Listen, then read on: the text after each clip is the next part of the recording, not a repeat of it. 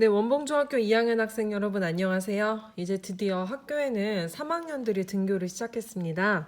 여러분들도 이제 온라인 클래스가 얼마 남지 않았는데요. 비록 등교 후 또 온라인 클래스 하면서 병행하지만 그래도 여러분들을 만날 날이 얼마 안 남았다는 것을 선생님이 몹시 기대하고 있습니다. 오늘은 조금 쉬어가는 시간이에요. 진도가 조금 많이 빠른 반도 있고 많이 느린 반도 있어서 좀 맞춰보려고 쉬어가는 날인데요. 여러분들이 편하게 감상하면 될 것 같아요. 여러분들 온라인 클래스 본격적으로 시작하기 전에 바로 학교에서 2학습터 뭐 이런 거에서 과제 올리고 했던 거 기억나나요? 역사 과제는 선생님이 한국을 빛낸 100명의 위인들 노래 1절이랑 2절 가사를 외워오라는 거였어요.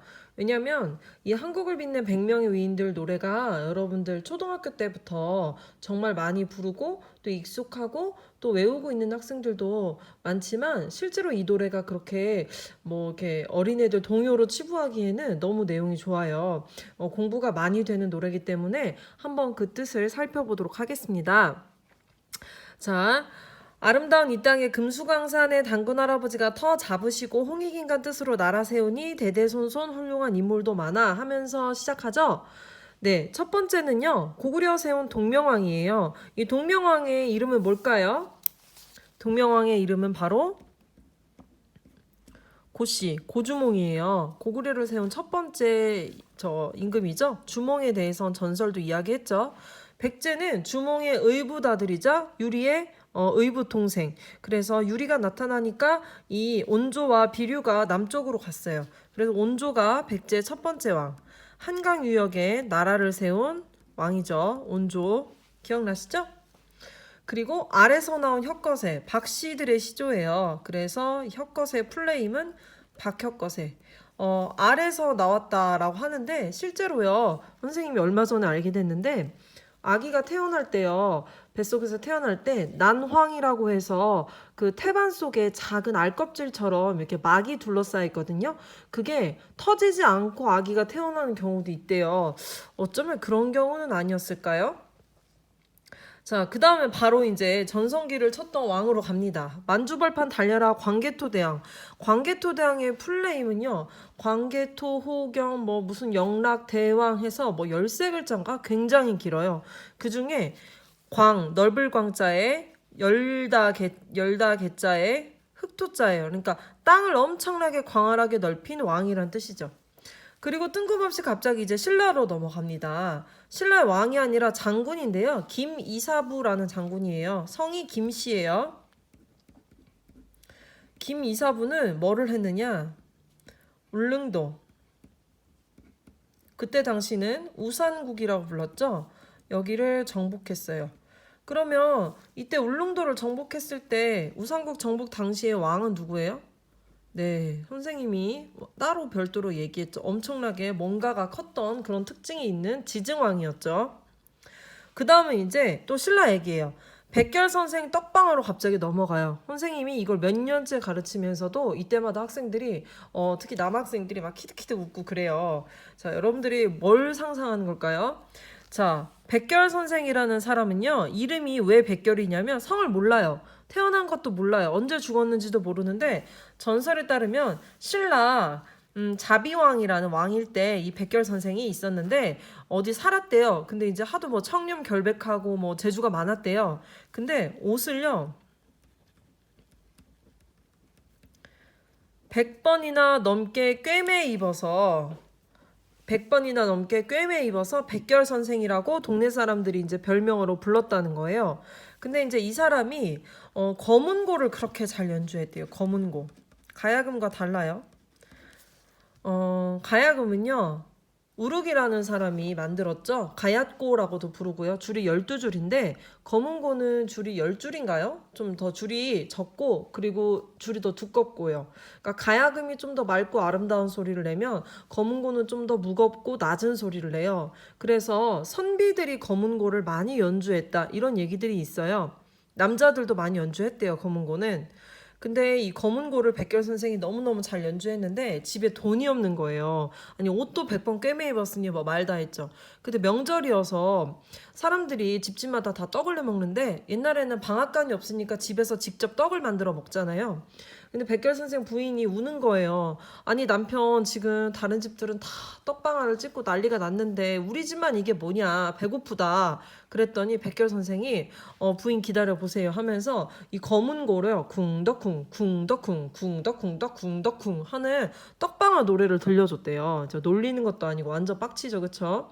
여러분들한테 이제 여러분들이 부모님한테 엄마 스마트폰 이거 너무 후져요. 제 거 지금 애들 다 뭐 어떤 거 쓰는데 저 아직도 뭐 6S 써요. 바꿔주세요. 그랬어요. 근데 엄마가 아 그래 네가 참 속상하겠다 하면서 엄마가 최신형 휴대폰 인덕션을 그림으로 그려서 갖고 와봐요. 여러분 기분이 어떨 것 같아요? 네, 백결 선생 부인이 많이 화가 났을 것 같아요. 그 다음 이제 백제로 넘어갑니다. 삼천궁녀 의자왕이래요.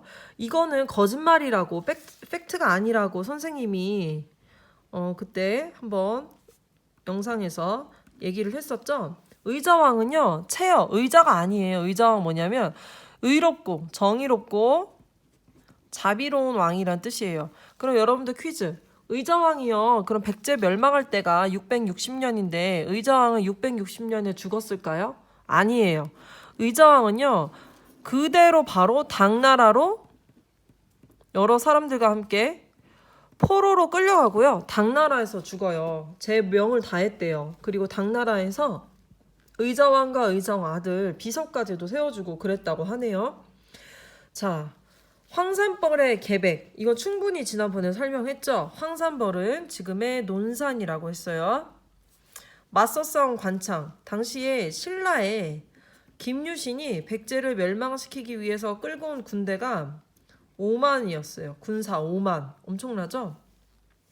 충북 괴산의 인구가 2만이 안 돼요, 여러분. 그거에 비하면 엄청 많은 거죠. 그러면 황산벌의 계백은 얼마를 끌고 왔느냐? 백제는 5천 명의 결사대를 끌고 왔어요. 그런데 그러면 10대 1이니까 당연히 누가 이겨야 돼요? 신라가 그냥 손쉽게 이겨야 되는데 실제로는 그렇지 않았어요.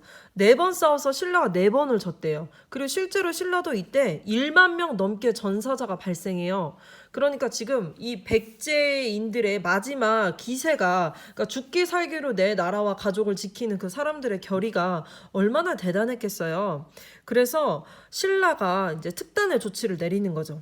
관창이는요 이름이 뭐냐면요 김관창이에요. 그러니까 신라 사람들은 대부분 김씨라고 보면 돼요.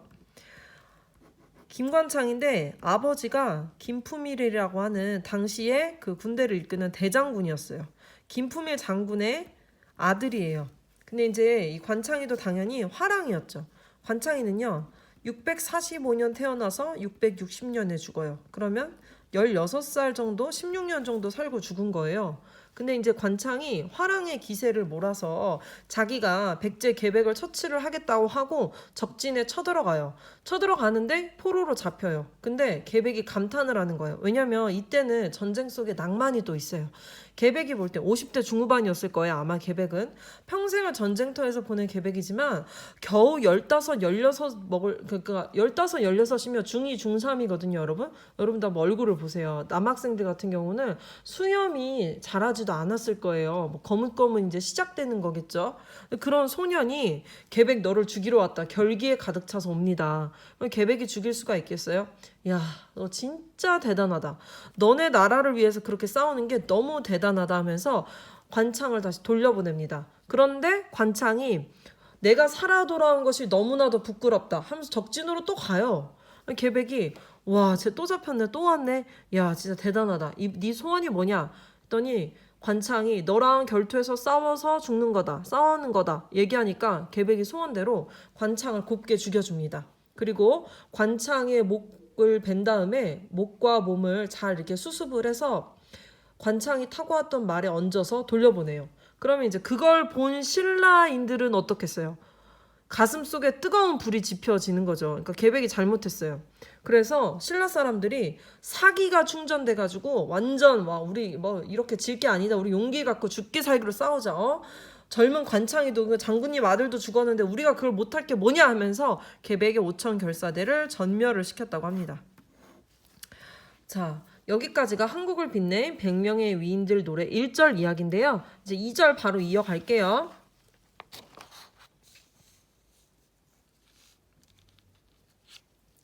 선생님이 좀 고민이 있었어요. 손이 너무 까맣게 나와서 교실에서 어떻게 조명을 쏴도 안 되는 거예요. 오늘은 장갑을 꼈어요.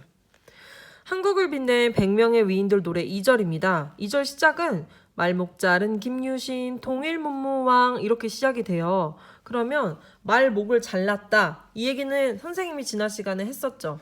자, 삼국사기에서 가장 중요하게 다루는 인물인 이 김유신이 젊었을 적 애인 천관녀를 어떻게 이제 둘이 이별을 하고 자신의 굳은 의지를 보여주기 위해서 당시로 비유하자면 억대 람보르기니에 비유할 수 있는 자신의 말목을 잘라버리고 화랑으로서 학업에 정진하고 나라를 지키는 무술을 닦는 일에 정진하고 이랬다고 선생님이 얘기를 했어요. 통일문무왕은 통일을 완성시킨 것, 나당전쟁까지 완성시킨 것이 결국 문무왕이기 때문에 이렇게 한 것 같아요. 근데 이제 그 다음에 이제 뭐로 넘어가느냐? 뜬금없이 원효대사가 나와요. 이 원효대사 해골물 해초 천축국 이 얘기가 나오는데 이 자세한 이야기를 이것도 스토리가 재밌거든요. 선생님이 다음 영상에서 해줄게요. 바로 이어갑시다. 여기 있는 내용들은요. 여러분들이 계약하면 배울 내용들이고요. 특히 귀주대첩부터는 고려에 해당하는 내용이어서 나중에 또 여러분들에게 재미있는 이야기를 들려드리도록 하겠습니다. 이상입니다.